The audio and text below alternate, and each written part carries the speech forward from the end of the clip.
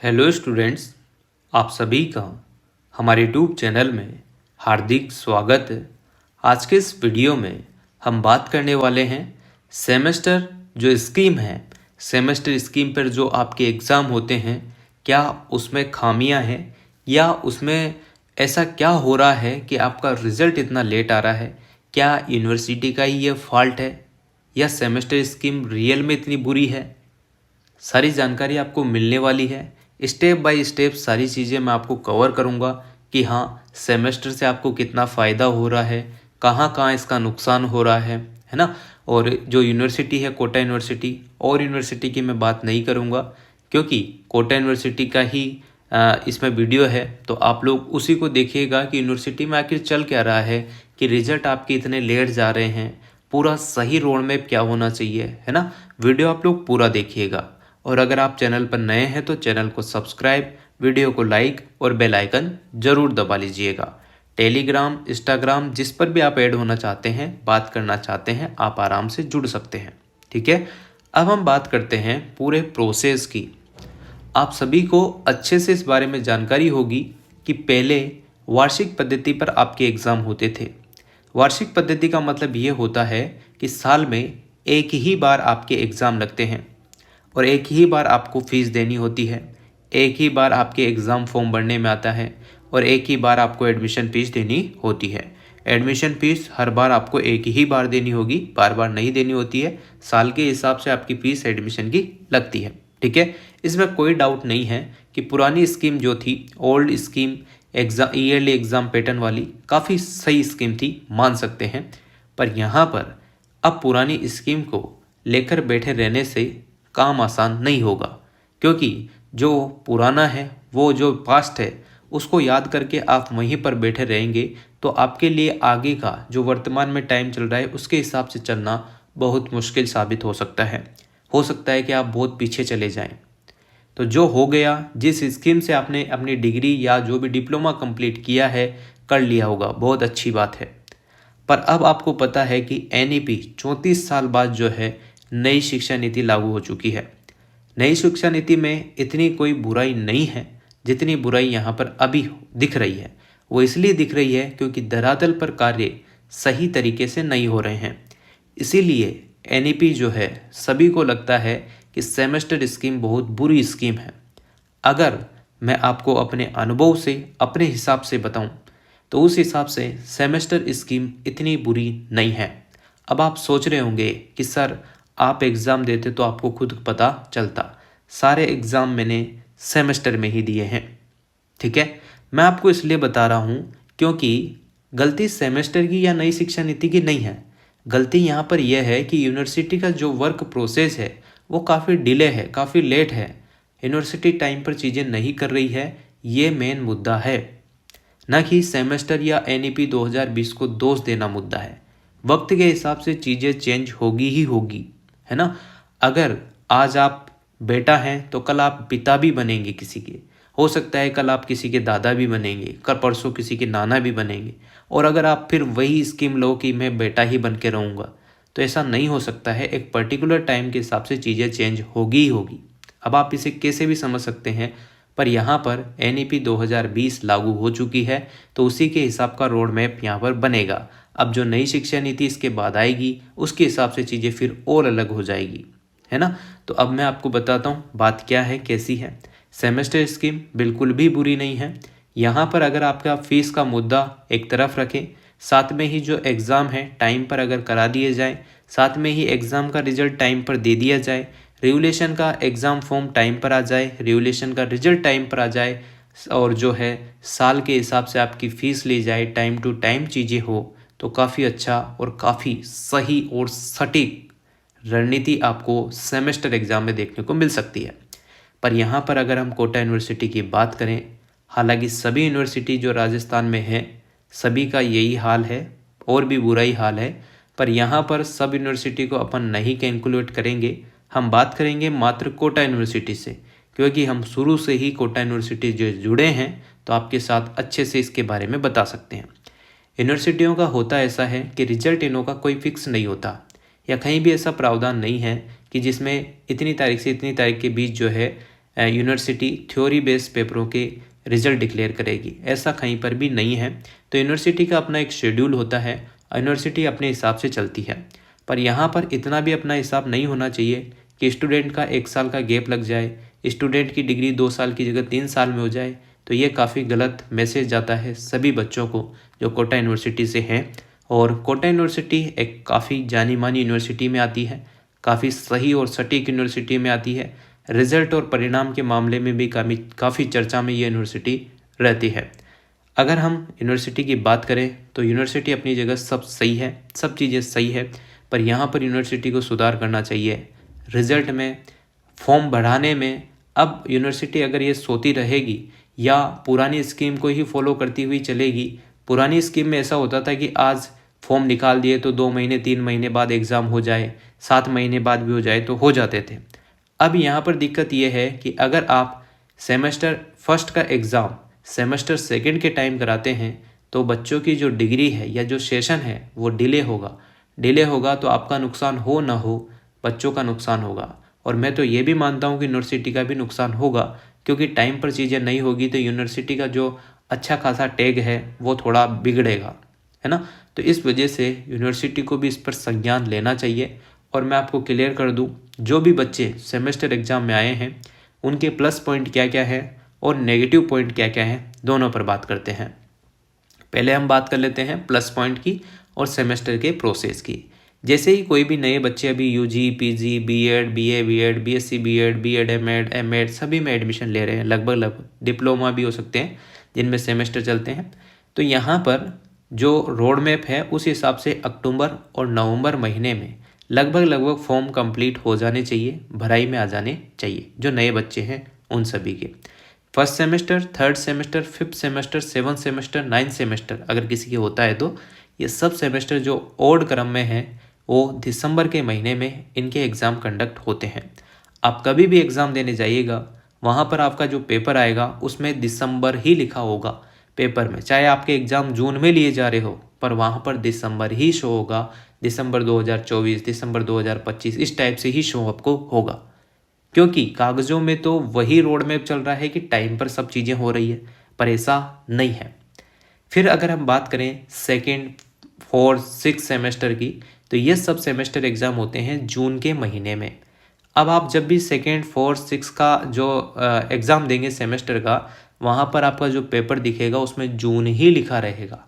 क्यों लिखा रहेगा? क्योंकि कागज़ों में वो चीज़ें दिसंबर और जून के महीने में ही टाइम पर हो रही है, पर यहाँ पर ऑलरेडी डिले है। अब इस बारे में कोटा यूनिवर्सिटी को थोड़ा सा ये संज्ञान लेना चाहिए कि जो कोटा यूनिवर्सिटी में जितने भी लाख बच्चे पढ़ते हैं वो सभी कोटा यूनिवर्सिटी के बच्चे हैं, चाहे किसी प्राइवेट कॉलेज से हो, गवर्नमेंट कॉलेज से हो, किसी पीजी, यूजी, किसी भी कॉलेज से हो, वो कोटा यूनिवर्सिटी के अंतर्गत पढ़ रहे हैं तो उन्हें कोटा यूनिवर्सिटी से पर जो है भरोसा है। अब वो भरोसा है तो कोटा यूनिवर्सिटी के जो भी प्रशासनिक अधिकारी हैं, जो भी टीचरगण हैं, है ना, उन सभी को इस पर सोचना चाहिए कि जो बच्चे हैं, मान सकते हैं बहुत ज़्यादा वर्कलोड यूनिवर्सिटी पे होता है, पर अगर वर्कलोड ही नहीं होगा तो उसे यूनिवर्सिटी कैसे कर सकते हैं, ठीक है। तो ये सब चीज़ें हैं, क्या चलता है क्या नहीं चलता ये तो हम नहीं जानते, पर यूनिवर्सिटी को अब टाइम पर चीज़ें कराने की बहुत ज़्यादा आवश्यकता है। अगर टाइम पर चीज़ें नहीं कराती है तो बहुत सारे बच्चे ऐसे हैं जो फर्स्ट और सेकंड सेमेस्टर में अच्छे खासे मार्क्स लेकर रिवोल्यूशन के रिजल्ट में पास हो जाते हैं, पर वो थर्ड सेमेस्टर का फॉर्म नहीं भर पाते हैं। उसके पीछे कारण यह है कि यूनिवर्सिटी का रोड मैप या टाइम मैप जो है वो गलत है। वो गलत इसलिए है कि यूनिवर्सिटी फर्स्ट सेमेस्टर के एग्ज़ाम का फॉर्म भराती है कब, रिजल्ट देती है कब, रिवोल्यूशन होता है कब, और रिजल्ट आता है रिवोल्यूशन का कब।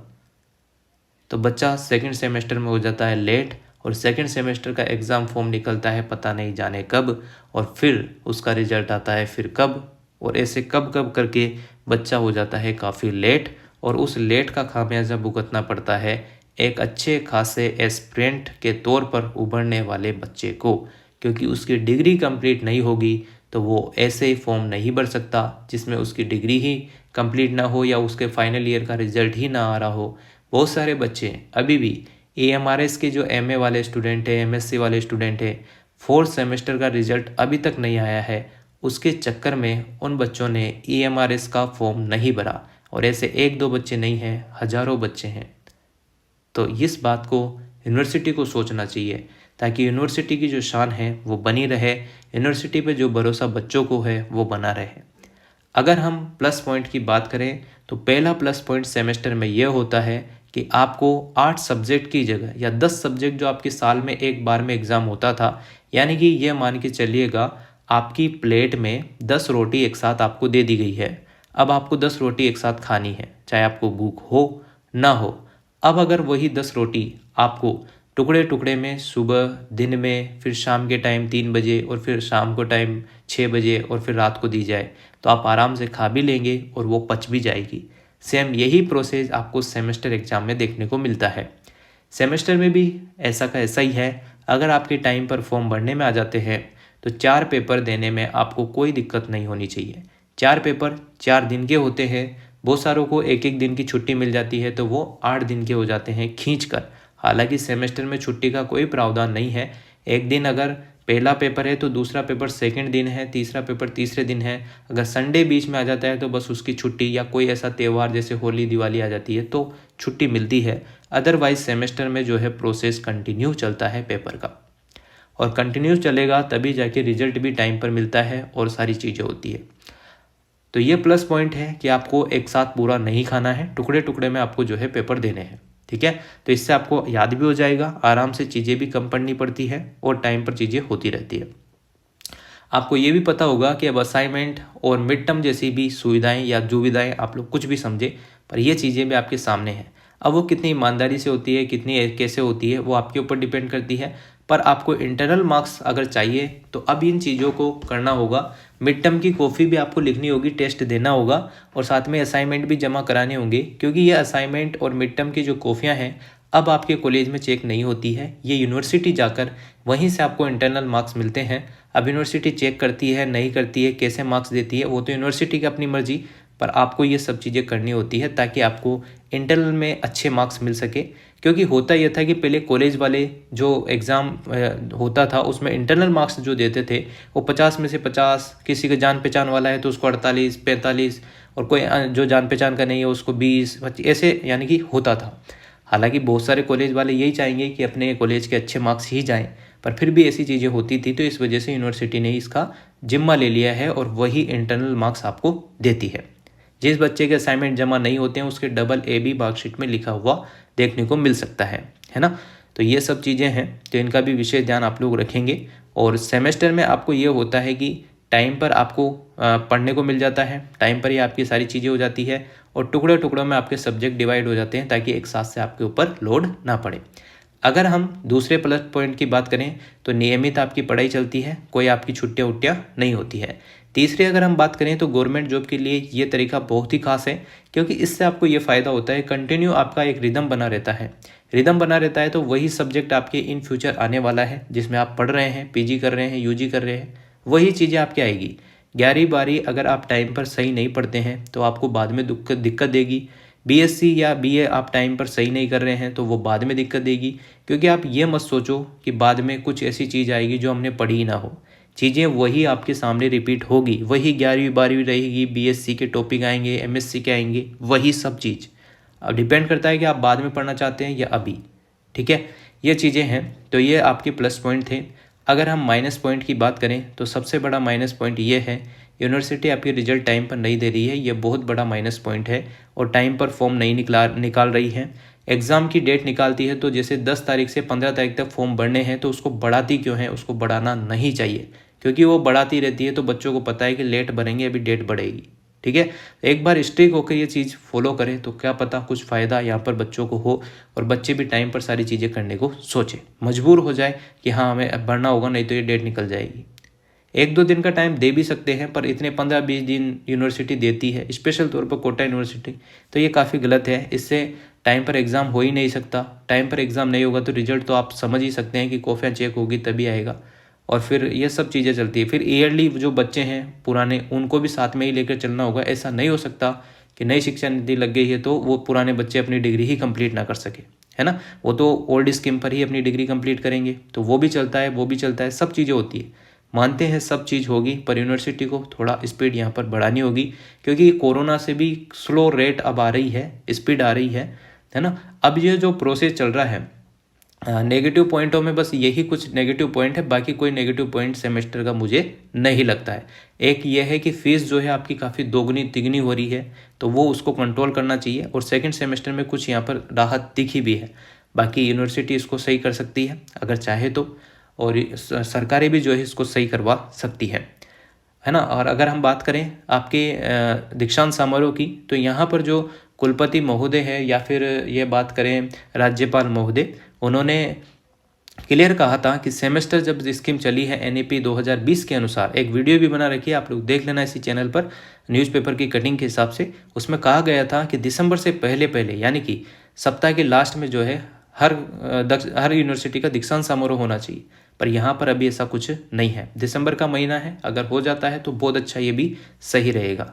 और अगर हम बात करें और भी चीज़ों की, जैसे कि आप सोच रहे हो कि सेमेस्टर और ये से कहाँ से पढ़े कैसे पढ़े, तो देखो अगर टाइम पर क्लास होती है, टाइम पर चीज़ें होगी ना, तो आपके लिए बहुत ही आसान हो जाएगा। बहुत इजी वे में आप अपनी डिग्री कंप्लीट कर सकते हैं। बाकी ऐसा कुछ है नहीं कि हाँ ये वो ये, बस यूनिवर्सिटी को टाइम पर रिजल्ट फॉर्म वगैरह जो है टाइम पर करने चाहिए। अभी आप अभी का ही देख लीजिए, सेकेंड सेमेस्टर का बच्चों का अभी तक रिजल्ट नहीं आया है, फोर्थ सेमेस्टर का नहीं आया है। क्यों नहीं आया है? बहुत टाइम हो गया एग्ज़ाम हुए फिर भी नहीं आया। और इस बार का नहीं, हर बार का यूनिवर्सिटी का ऐसा ही है। तो ऐसा नहीं चल सकता, बार बार सुधारने की ज़रूरत बहुत ज़्यादा है, और कोशिश करनी चाहिए यूनिवर्सिटी को ताकि ये चीज़ें सही हो सके, है ना। और अगर इस बार की बात करें, सेकंड सेमेस्टर का रिजल्ट नहीं आया है, जबकि ये टाइम पीरियड हो चुका है फर्स्ट सेमेस्टर और थर्ड सेमेस्टर के एग्ज़ाम फॉर्म भरने का, जो कि अभी कहीं भी अता पता ही नहीं है, ठीक है। तो अगर ये नहीं भरेंगे, दिसंबर जनवरी में फॉर्म भरेंगे, तो वही जब अगले सेमेस्टर का टाइम होगा तब जाके इस सेमेस्टर के एग्ज़ाम कंडक्ट होंगे। फिर रिजल्ट कब आएंगे, फिर रिवलेशन का कब होगा, फिर जो बच्चे फेल हो जाते हैं, जो रिवलेशन का फॉर्म भरते हैं, फिर उनका रिजल्ट पास आ जाता है, तो उनका जो गैप लगता है उसका क्या होगा, यूनिवर्सिटी को सोचना बहुत ज़्यादा चाहिए। अगर हम रिजल्ट खोल के भी देखते हैं तो आपके सामने एग्ज़ाम एंड रिजल्ट का पोर्टल खुलेगा, इसमें आपको क्लियर दिखेगा, सब कुछ होगा। या रिजल्ट पैनल पे आप लोग देखेंगे तो दिख जाएगा आपको। यहाँ पर आप ज़्यादा रिजल्ट आपको नहीं देखने को मिलेंगे, जबकि यहाँ ईयरली एग्ज़ाम पैटर्न फॉलो नहीं हो रहा है कि यूनिवर्सिटी इतना टाइम ले रही है। यहाँ पर हम किसी भी सेमेस्टर का फॉर्म खोल के देखते हैं तो ये 3 या 4 गिनती के यहाँ पर जो है यही शो होते रहते हैं। बस 1-2 रिजल्ट, 10 दिन में एक रिजल्ट, 20 दिन में एक रिजल्ट, इस टाइप से रिजल्ट शो होते हैं, जो कि बहुत डिले प्रोसेस है। मेरा तो इस वीडियो के माध्यम से यूनिवर्सिटी को और स्टूडेंट्स को यही कहना है कि आप अपनी तरफ से अपना बेस्ट दें। टाइम पर अगर फॉर्म निकल रहे हैं तो टाइम पर ही भर दें, डेट बढ़ने का इंतज़ार करें ही नहीं, और डेट बढ़ने भी ना दें। यूनिवर्सिटी से क्लियर कहो कि डेट बढ़ेगी तो फिर एग्ज़ाम लेट होगा, एग्ज़ाम लेट होगा तो रिजल्ट लेट होगा। तो टाइम पर आप भी अपनी जिम्मेदारी लें, टाइम पर फॉर्म भरें, है ना। और यूनिवर्सिटी से भी अपील करें, वहाँ जाकर शांतिपूर्ण जो भी परीक्षा नियंत्रक महोदय हैं उनसे मिलो, बात करो कि सर ऐसा ऐसा प्रोसेस है। और जो भी एक टीचर होता है वो बच्चों की भावना ज़रूर समझता है, टीचर नहीं है तो वो नहीं समझेगा।